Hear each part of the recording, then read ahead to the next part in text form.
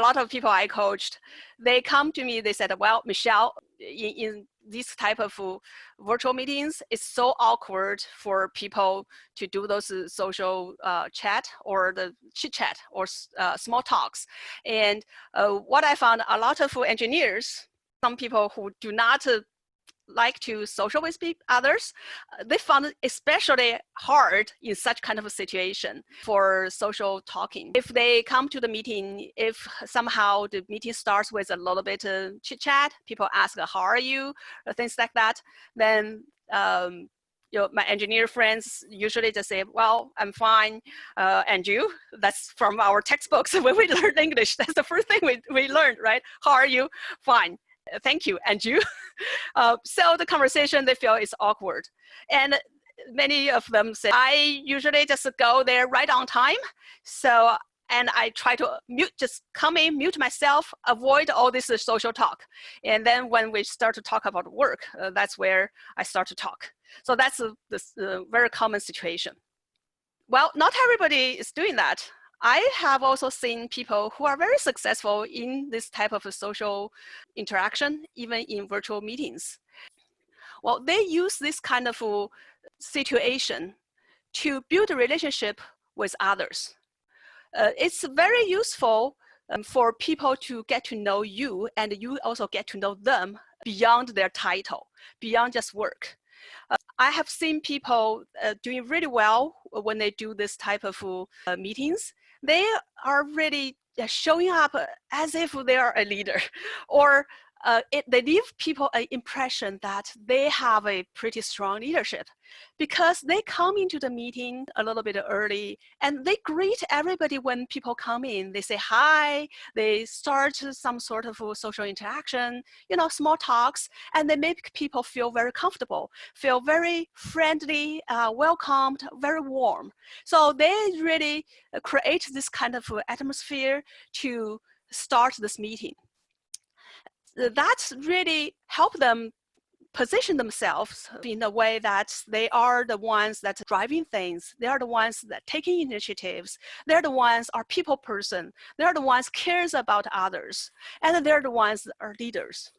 So if you feel comfortable, then I would encourage you try to use this type of opportunities and learn a little bit of skills and start to be open and talk to people, build a relationship in those social interaction time before you really start the business. And that helps you build your network, helps you build a trust, and people want to work with you. So before I talk about what to talk about, I want to talk about some topics to avoid. Basically, we want to avoid anything that is unpleasant and negative. So anything that makes people feel bad or might create an argument, we want to avoid those topics. So one is politics. I know it's tempting to share your opinion on the current president, the former president, the next election, things that are going wrong in the world. It's really tempting to share your opinion, but in business situations, you probably should not. Even if other people bring up the subject of the election, the president, the whatever, I would kind of steer the conversation to another topic if possible, because it's very likely that that will generate negative feelings. People will start arguing, and then you could very easily lose business, make enemies, and that's not something we want to do. So try to avoid politics. Avoid talking about religion also. Usually everybody thinks their religion is the right and correct one, and so there are many, many different religions out there. So it's best to just avoid that topic altogether, both in business and even in social situations. We generally don't talk much about religion. If you're truly curious about different religions, I would encourage you to search online, read some books, maybe even visit some churches, temples, mosques to get familiar with that. But it's not a topic that really goes over well usually, so best avoid it. I added this in here specifically based on my experience in China.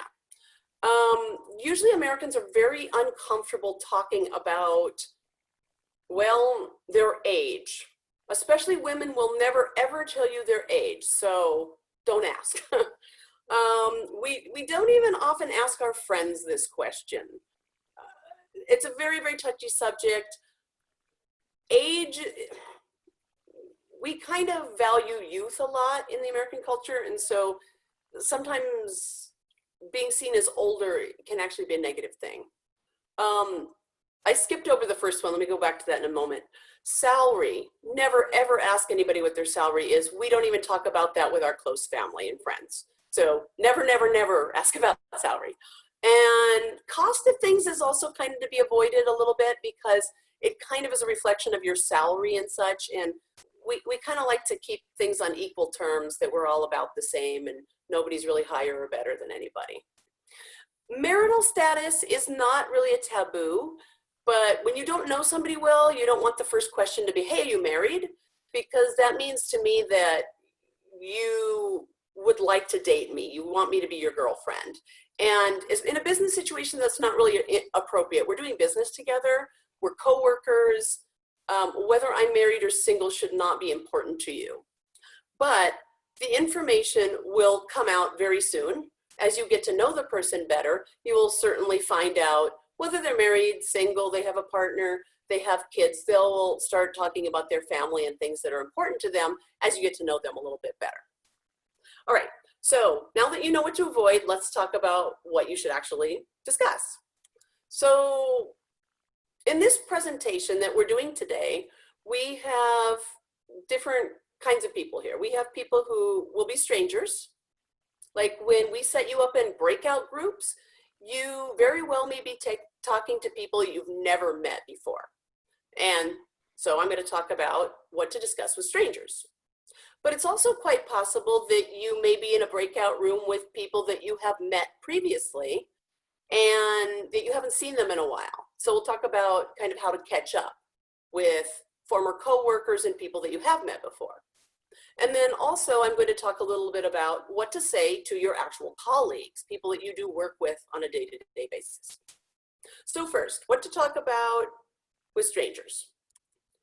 So we're going to try to find things that we have in common with people so that we can extend the conversation, we can get to know people better, we can build a rapport and a relationship, maybe make new friends, and kind of open new doors to opportunities. So we want to actually get people talking and see how we can connect with them. So one way to do that is talking about obvious big events that are happening.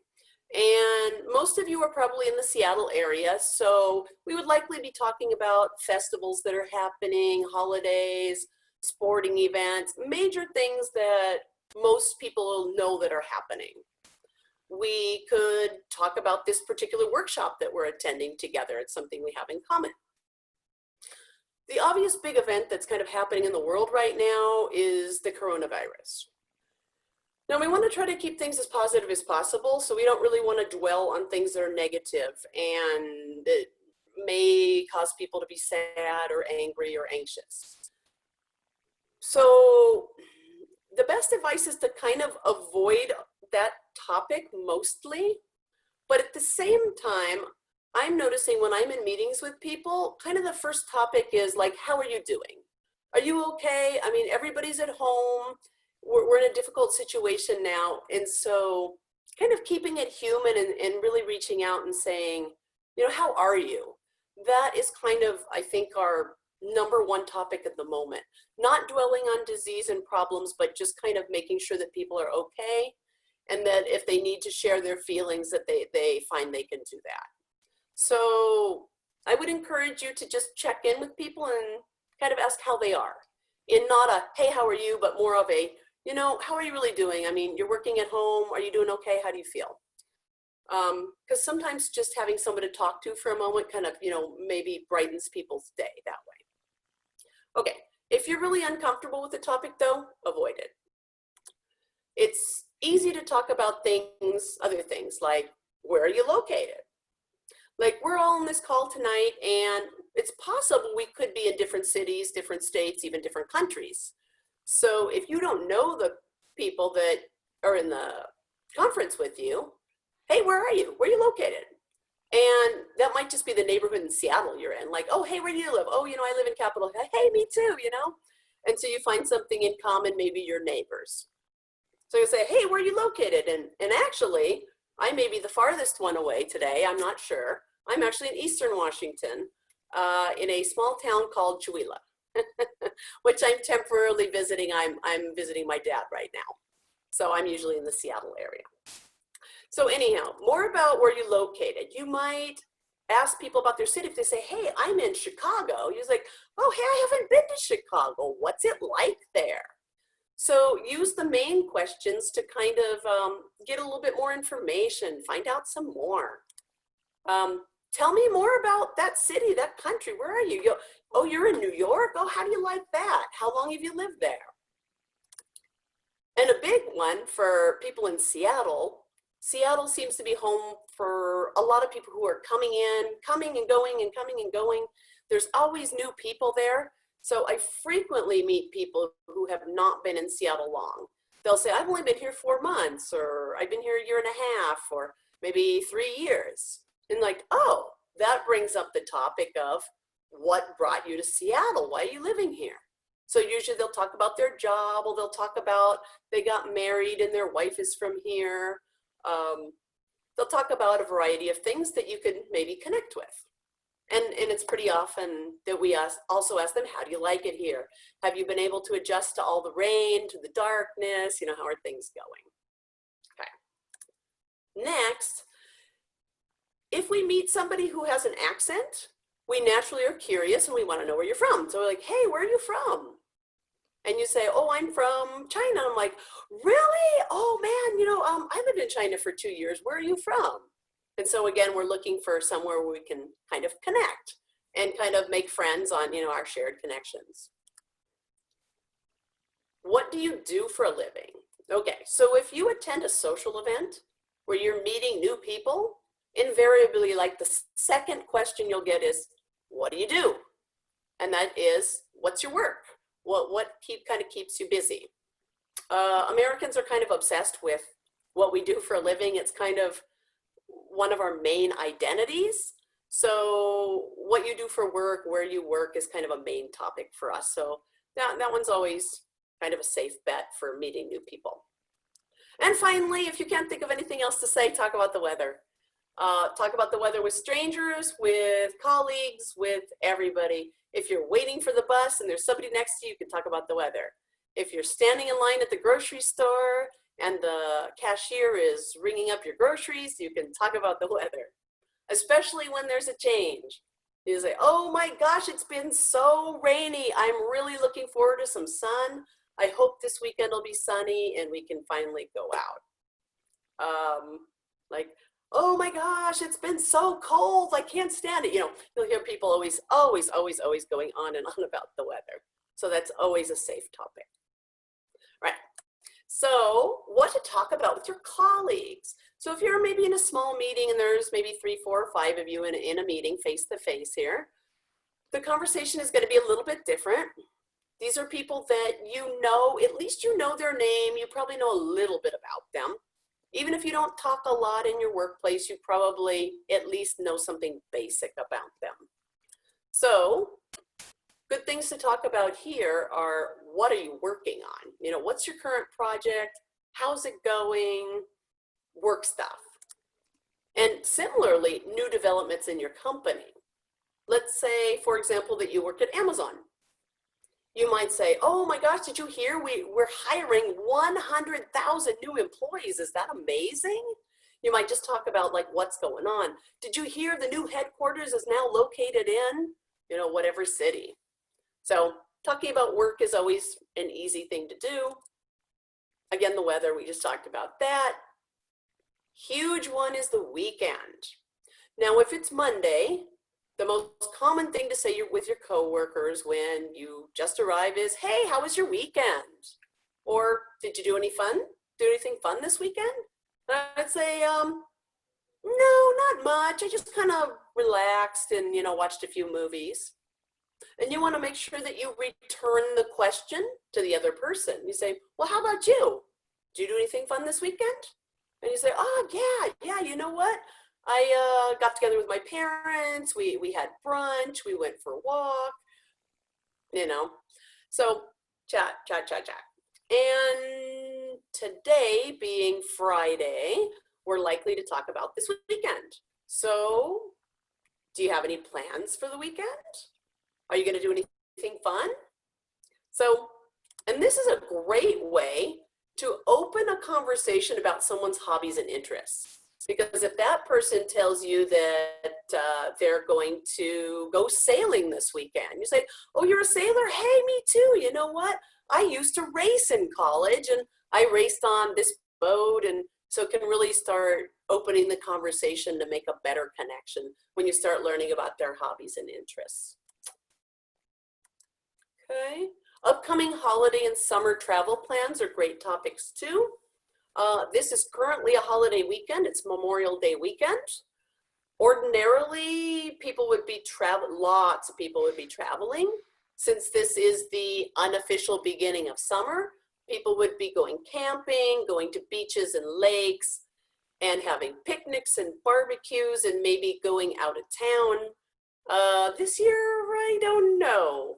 I think people are probably not traveling much at all, but maybe staying home, maybe still visiting parks and beaches and things. But it's always a question to ask. And do you have any plans for this weekend? Are you going to do anything fun? All right. Oh, what's new with their family? Assuming that you know somebody well, you probably are already aware that they have a family, they have a couple kids. So you might ask about what's new with the kids, their sporting activities, their clubs, their events, and that sort of thing. Okay.